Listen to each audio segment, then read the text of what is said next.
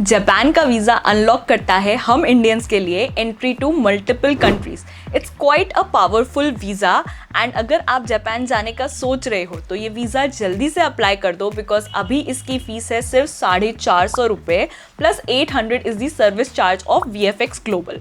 So total 1250 रुपये में आपको ये वीज़ा मिल जाता है। और मैंने सुना है जापान के वीज़ा चार्जेस काफ़ी बढ़ने वाले हैं because of increase in tourism. So don't postpone your plans and चलिए शुरू करते हैं। और एक इम्पॉर्टेंट बात, ये वीडियो मेरे 100% पर्सनल एक्सपीरियंस से है। मैंने खुद जापान का वीज़ा अप्लाई किया विदाउट एनी एजेंट और मुझे मिला है 5 ईयर्स का multiple entry visa in Japan. तो सबसे इंपॉर्टेंट क्वेश्चन, मान लो अभी फरवरी या मार्च है और आप जुलाई अगस्त में जाने का प्लान कर रहे हो, तो क्या वीज़ा आज की डेट में आप अप्लाई कर सकते हो? नहीं, आप जापान का visa only 3 months in advance में अप्लाई कर सकते हो as per the embassy of Japan. उनकी वेबसाइट पे क्लियरली दिया है, लिंक मैं डिस्क्रिप्शन में भी छोड़ दूंगी। बहुत लोगों को लगता है कि वीज़ा जल्दी अप्लाई करेंगे तो फ्लाइट्स जल्दी बुक कर लेंगे, होटल्स जल्दी बुक कर लेंगे, सब कुछ चीप में मिल जाएगा, but that is not possible. अगर आप वीज़ा अप्लाई करने का इतनी जल्दी सोच रहे हो, 90 डेज पहले यानी 3 महीने पहले ही आप अप्लाई कर सकते हो ना। डॉक्यूमेंट्स पे जाने के पहले समझ लेते हैं कि वीज़ा होते कितने टाइप के। पहला होता है सिंगल एंट्री वीज़ा, मतलब आपने वीज़ा लिया, आप जापान घूमने गए, वहां से वापस आ गए, अब आपको अगर कभी दोबारा जापान जाना है तो आपको दोबारा वीज़ा लेना पड़ेगा। दूसरा होता है मल्टीपल एंट्री वीज़ा। ये जनरली 5 साल का मिलता है और इसमें आप 5 साल में जितनी बार चाहो जापान में आवन गवन कर सकते हो। अब ये मल्टीपल एंट्री वीज़ा ना बहुत लोग लेना चाहते हैं बिकॉज ये सिर्फ आपको जापान में एंट्री नहीं देता। मैंने जैसे पहले बोला कि ये काफ़ी पावरफुल वीज़ा है। ये आपको एंट्री देता है ताइवान में, जॉर्जिया में, फिलीपींस में, मलेशिया में। I know they are already visa free, but अगर आपको 5 साल का वीज़ा मिलता है तो आप कभी भी जा सकते हो। सिर्फ 1250 रुपये में आपको इतनी सारी कंट्रीज में एंट्री मिलती है। तो अगर आप ट्रैवल के शौकीन हो तो डेफिनेटली मल्टीपल वीज़ा एंट्री के लिए ट्राई कर सकते हो, पर इसके लिए कुछ डॉक्यूमेंट्स एक्स्ट्रा लगते हैं जो हम डॉक्यूमेंट सेक्शन में बात करेंगे। अब जापान का वीज़ा ना यूजुअली स्टैम्प्ड वीज़ा होता है। आप पासपोर्ट सबमिट करते हो, एम्बेसी उस पर वीज़ा स्टिक करके देती है। लेकिन अभी अभी जापान एम्बेसी ने ना ई-वीज़ा भी स्टार्ट किया है जो कि सिर्फ सिंगल एंट्री वीज़ा के लिए है। अब उसके बारे में हम आगे बात करेंगे जब हम डॉक्यूमेंटेशंस की बात करेंगे। अब जापान का वीज़ा अप्लाई करना कैसे है? खुद से अप्लाई करना है, एजेंट के थ्रू करना है, ऑनलाइन करना है? तो as per their embassy website VFS global is their official partners और आपको जाना पड़ता है अपने सारे डॉक्यूमेंट्स, फॉर्म सब कुछ लेके VFS ग्लोबल के ऑफिस में। तो ये फॉर्म्स कहाँ से लेंगे, लिस्ट कहाँ मिलेगी? तो सबसे पहले आप गूगल पे जाओ और VFS जापान करके टाइप करो। देखो VFS का ये लिंक आ जाता है, इसी पे क्लिक करना, लिंक मैं डिस्क्रिप्शन पे भी छोड़ दूंगी। यहाँ पे जाने के बाद जब आप अप्लाई वीज़ा पे क्लिक करोगे तो आपको दिखाई देंगे मल्टीपल ज्यूरिसडिक्शन। अब आपको आपका ज्यूरिसडिक्शन सेलेक्ट करना है। मैं आपको एक एग्जाम्पल देती हूँ। सपोज आपका पासपोर्ट जयपुर में इशू हुआ है और आप मुंबई में रहते हो, आप मुंबई से अप्लाई करना चाहते हो, तो आपके पास एक लोकल एड्रेस प्रूफ होना चाहिए। अब या तो आपके पास आधार कार्ड होना चाहिए मुंबई के एड्रेस का, या फिर आपके पास रजिस्टर्ड रेंट एग्रीमेंट होना चाहिए। तो एक पुख्ता एड्रेस प्रूफ होना चाहिए मुंबई का जहां से आप अप्लाई कर रहे हो। इसके अलावा आपको आधार कार्ड और पैन कार्ड तो वैसे भी सबमिट ही करना है। तो ये आपका पहला डॉक्यूमेंट हो गया ना। ये ज्यूरिसडिक्शन के अंदर जब आप क्लिक करोगे तो आपको लिस्ट ऑफ डॉक्यूमेंट्स मिलेगा और फॉर्म डाउनलोड करने का भी ऑप्शन मिलेगा ना। ये जो फॉर्म रहता है वो कॉमन रहता है, लेकिन ये जो लिस्ट ऑफ डॉक्यूमेंट है ना, वो ज्यूरिसडिक्शन टू ज्यूरिसडिक्शन थोड़ा सा वैरी करता है। मैं जो आपको डॉक्यूमेंट्स बताऊंगी दोज आर ब्लैंकेट डॉक्यूमेंट्स। मैं सारे डॉक्यूमेंट्स आपको बताऊंगी और अब वही डॉक्यूमेंट सबमिट करना। अगर आपकी लिस्ट में 1-2 कम भी है तो भी आप सबमिट करो बिकॉज अल्टीमेटली तो एम्बेसी में ही जाता है। ठीक है।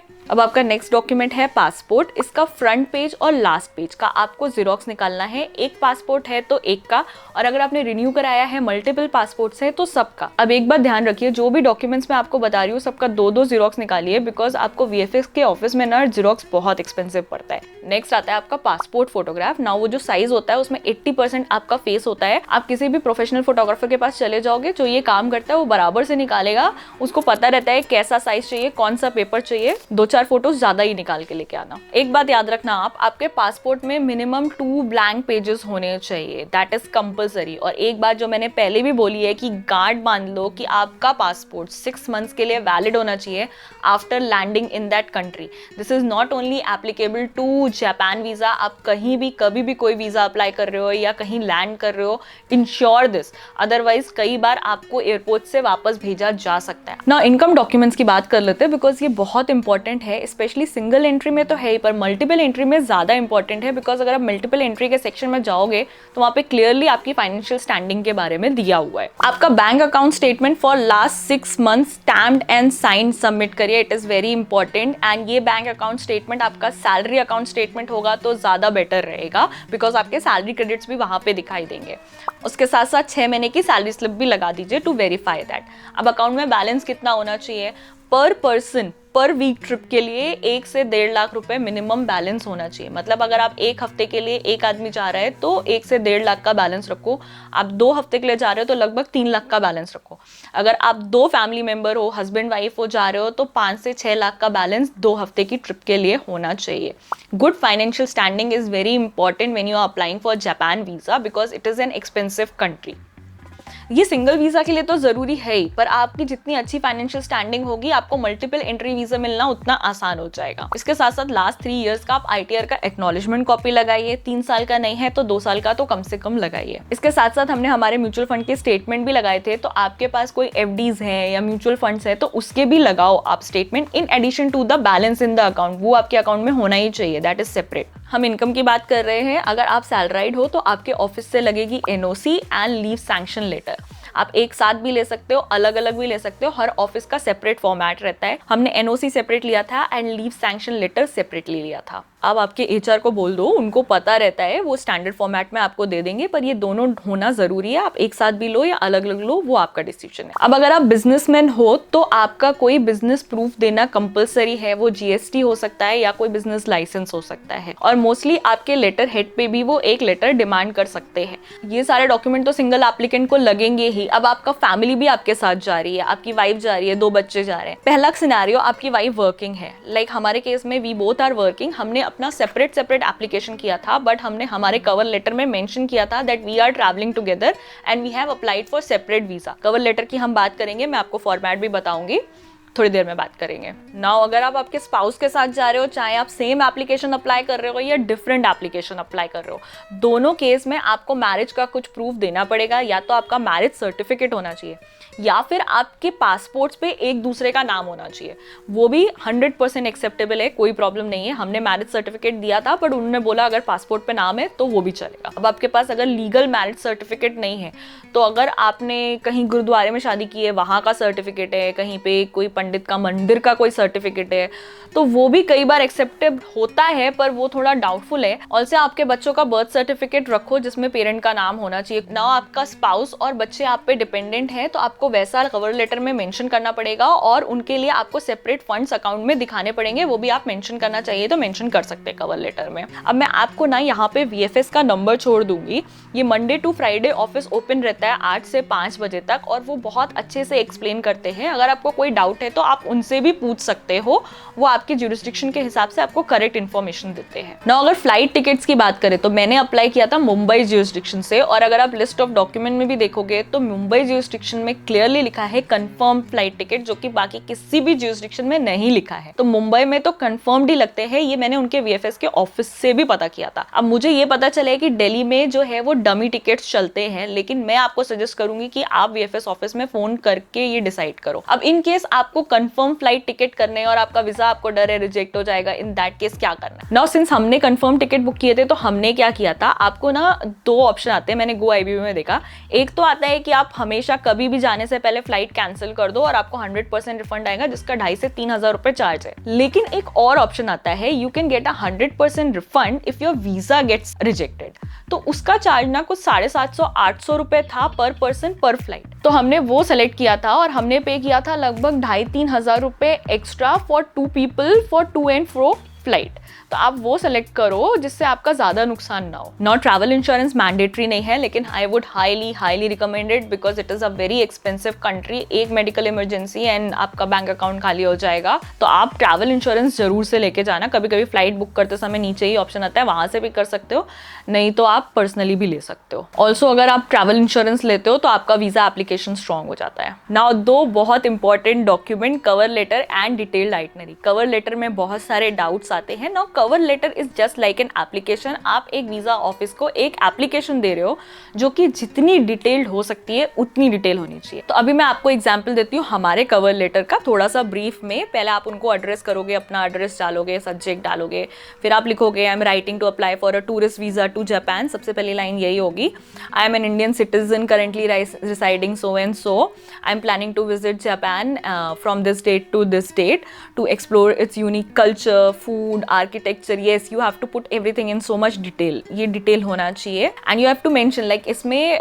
मैं मेरे हस्बैंड के साथ जा रही थी, मैंने मेंशन किया था along with my husband who is an Indian citizen currently residing with me in Mumbai, India. So it has to be this detailed. Okay, then we change the paragraph और हमने उसमें डाला कि अपना सब कुछ हमने डाला कि हम कितने साल से काम कर रहे हैं, कहाँ काम कर रहे हैं, हमने एनओसी लिए अपने ऑफिस से जो कि हमने अटैच की है, एंड हमने हमारे फाइनेंशियल्स भी अटैच किए हैं, वो सब मैंने सेकंड पैराग्राफ में डाला। थर्ड पैराग्राफ में हमने डाला इन ब्रीफ कि हम कहाँ कहाँ जाने वाले हैं। तो we will be visiting places such as Tokyo, Nikko, Hakone. एक दो तीन लाइन में सिर्फ नाम डाले हमने, फुल डिटेल आइटनरी नहीं डाला। फिर लास्ट में आपको एक अंडरटेकिंग जैसा देना है, we fully intend to return back to India on the declare date as we both are professionals and have personal commitments in our country. तो ऐसे करके हमने थोड़ा बहुत डाला है। आपको ये फॉर्मेट चाहिए तो ये मेरा इंस्टाग्राम हैंडल है, आप मुझे वहाँ पे पिंग करो, I will be happy to share and follow भी कर लेना यार। उसके बाद हमने लिस्ट ऑफ डॉक्यूमेंट्स डाले, हमने क्या क्या अटैच किए हैं, और हमने एक आइटनरी भी डाली ब्रीफ में। हमने 2 बार आइटनरी डाली थी, हमने कवर लेटर में भी डाली थी, हमने पीछे भी आइटनरी डाली थी, बिकॉज हमने लिखा था कि हमारी डिटेल आइटनरी हमने मेंशन की है। सो आइटनरी में आपको एक बार ब्रीफ में बता देती हूँ। आपकी आइटनरी तो आपके हिसाब से होगी, तो पहला आएगा डे का कॉलम, फिर आएगा डेट का कॉलम, एंड उसके बाद प्लेस। आप जैसे मैंने पहले डाला था first day so and so date, पहला हमारा था, सपोज हम फ्लाई कर रहे हैं 26 अक्टूबर फॉर एग्जाम्पल, तो वो था मुंबई। तो मुंबई से हमने पूरा लिखा था ये फ्लाइट नंबर है हमारी जो कि इतने इतने बजे उड़ेगी, इतने इतने बजे लैंड करेगी इन हमारा जो हनोई पे लेओवर था, वहाँ से हमारी दूसरी फ्लाइट है जो इतने इतने बजे उड़ेगी और फिर लैंड करेगी। फिर डे 2 हम टोक्यो में इतने इतने बजे हमने लैंड किया और हम अपने होटल गए। तो इस तरह से आपको पूरी आइटनरी बनानी है और होटल का भी नाम डालना है। तो ये होती है आपकी एक डिटेल्ड आइटनरी फॉर्मेट। आपको कोई भी डाउट है आप मुझे कमेंट सेक्शन में छोड़ दो, आप मुझे इंस्टाग्राम पे पिंग करो, I will be happy to help you all. अब अगर आपको मल्टीपल एंट्री वीजा चाहिए तो आप इस एप्लीकेशन में डालो कि आपको मल्टीपल एंट्री वीजा चाहिए। मैं आपको एक मजे की बात बताती हूँ, मैंने कहीं पे भी डाला नहीं था, फिर भी मुझे मल्टीपल एंट्री वीजा मिला। पर आप ऐसा मत करना, अगर आपको चाहिए तो आप सब्जेक्ट में भी डालो, आप बॉडी में भी डालो, और आप उसका रीजन भी डालो कि आपको मल्टीपल एंट्री वीजा क्यों चाहिए। आप ऐसे लिख सकते हो कि मुझे यहाँ का कल्चर बहुत पसंद है, इसलिए मैं मल्टीपल टाइम्स विजिट करना चाहता हूँ, एक बार में आपकी इतनी ब्यूटीफुल कंट्री को मैं कंप्लीटली एक्सप्लोर नहीं कर पाऊंगा। You have to write like this, okay. तो इस तरह से आप मल्टीपल एंट्री वीजा अप्लाई कर सकते हो। नाउ अभी आता है आपका एप्लीकेशन फॉर्म। एप्लीकेशन फॉर्म बहुत डिटेल में अच्छे से भरना, कहीं पे भी मिस्टेक मत करना। नाउ आपको ये एप्लीकेशन फॉर्म और सारे डॉक्यूमेंट्स के साथ जाना है VFS ग्लोबल के ऑफिस। मैंने अप्लाई किया था मुंबई ज्यूरिसडिक्शन से, तो मुंबई ज्यूरिसडिक्शन में अपॉइंटमेंट नहीं लगता है, you just have to walk in during the official timing. बाकी किसी ज्यूरिसडिक्शन में आप चेक कर लो, बहुत सारे ज्यूरिसडिक्शन में अपॉइंटमेंट नहीं लगता है, सिर्फ बैंगलोर में मैंने देखा कि लगता है। फिर भी आप ये जो मैंने VFS की साइट दी थी वहां जाके चेक कर लो बुक एंड अपॉइंटमेंट के अंदर लगता है कि नहीं, तो आप उनको कॉल भी करोगे तो आपको पता चल जाएगा। ठीक है, वहां जब आप डॉक्यूमेंट्स लेके जाओगे वो आपको एक टोकन नंबर मिलेगा, आप 2 मिनट वेट करोगे, आपका नंबर आएगा, वो सारे डॉक्यूमेंट्स आपके चेक करेंगे। चेक करने के बाद आपको फीस पे करनी पड़ती है जो कि होगी 450 रुपए वीजा की और 800 रुपए VFX के चार्जेस। उसके बाद आप आपके सारे document along with original passport वहां पे सबमिट कर दोगे, आपको एक रेफरेंस नंबर जनरेट होके आएगा। ना ये एक्नॉलेजमेंट नंबर से आप VFX की साइट पे चेक कर सकते हो what is the status of your visa application, वो अप्रूव हुआ कि नहीं वो तो आपको कलेक्ट करने पे ही पता चलता है, पर आपको आ जाएगा प्रोसेस कंप्लीटेड करके, उसके बाद आप जाके कलेक्ट कर सकते। नाउ अगर आप कलेक्ट नहीं करना चाहते हो तो आपके पास 2 ऑप्शन है। मैंने पहले आपसे ई वीजा की बात की थी ना, ई वीजा में क्या है, यहाँ तक का प्रोसेस पूरा सेम है। आपको ऑफिस जाना है, सब डॉक्यूमेंट लेने, केवल आपका पासपोर्ट सबमिट नहीं होगा और आपको वीजा मेल पे या एप्लीकेशन पे आएगा ना। यहाँ पे ना ये थोड़ा ट्रिकी हो जाता है, बिकॉज ये जो वीजा है आपको मोबाइल पे ही दिखाना है, वो ऐप में ही दिखाना है।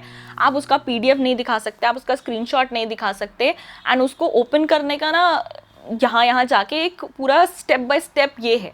तो मैं आपको पर्सनली सजेस्ट करूंगी ई वीजा के लिए अप्लाई मत करो, take a normal stamp visa only. Now आपने डिसाइड किया आप ई वीजा नहीं लोगे, लेकिन आप फिर भी डॉक्यूमेंट कलेक्ट करने वापस नहीं आना चाहते हो, तो आपके पास 2 ऑप्शन है। एक है उनकी कुरियर सर्विस, वो आपका पासपोर्ट आपको भेज देंगे जिसके लगते हैं 550 रुपये पर पर्सन। तो या तो आप वो सर्विस ले लो। दूसरा ऑप्शन कई सारे ज्यूरिसडिक्शन देते हैं आपको, आप वहाँ पे पूछ लेना। वो बोलते हैं कि आप कोई भी नोन पर्सन को उनकी आईडी कार्ड के साथ और आपके अथॉरिटी लेटर के साथ भेज दो कलेक्ट करने के लिए विद ओरिजिनल रिसीट, हम उसको दे देंगे। पर ये बात ना आप पहले से पूछ लेना, बिकॉज जब हम हमारा कलेक्ट करने गए थे तो एक कस्टमर बहुत सारा झगड़ा कर रहा था फॉर कलेक्शन पर्पस ओनली। तो ये होता है आपका सारा प्रोसेस। एक बार आपने डॉक्यूमेंट सबमिट कर दिया, 7 से 10 दिन मान के चलो, यूजुअली 10 दिन में प्रोसेस हो जाता है। हमारा 6 दिन में हो गया था। 6 दिन के बाद हमने पासपोर्ट कलेक्ट कर लिया था। एंड पासपोर्ट कलेक्ट करने के बाद ही आपको पता चलता है आपका वीज़ा अप्रूव हुआ है कि नहीं। लेकिन मार्जिन लेके चलना प्लीज़, 1 से 2 महीने का जल्दी ही वीज़ा अप्लाई कर देना ना। एक बात मैं आपको और इम्पॉर्टेंट बताना चाहूँगी, ज़्यादातर सारे ज्यूरिसडिक्शन में या तो ऑनलाइन पेमेंट होता है या फिर कार्ड लेते हैं या फिर यूपीआई ले लेते हैं, लेकिन गुरुग्राम, चंडीगढ़ और लखनऊ में वो डीडी लेते हैं, जो कि बनता है VFS global services private limited के नाम पे। आप ज्यूरिसडिक्शन में जाओगे तो वहाँ पे भी दिखाई देगा। ऑल्सो एक फैसिलिटी है, अगर आप खुद नहीं जाना चाहते हो किसी वीएफएस के ऑफिस में ये डॉक्यूमेंट्स देने के लिए, तो आप ब्लू डार्ट के कुछ ऑफिस से भी भेज सकते हो। और इसके लिए कुछ डेजिग्नेटेड ब्लू डार्ट के ही ऑफिस हैं जहाँ पे जाके ये कर सकते हो आप। इन दैट केस ऑल्सो आपको डीडी बनवाना पड़ेगा। मुझे लगता है इस वीडियो में आपके मैक्सिमम डाउट सॉल्व हो गए होंगे। फिर भी कोई डाउट है तो कॉमेंट सेक्शन में छोड़ दो। I will be happy to reply. I will see you next time from another video. Until then take care, bye bye.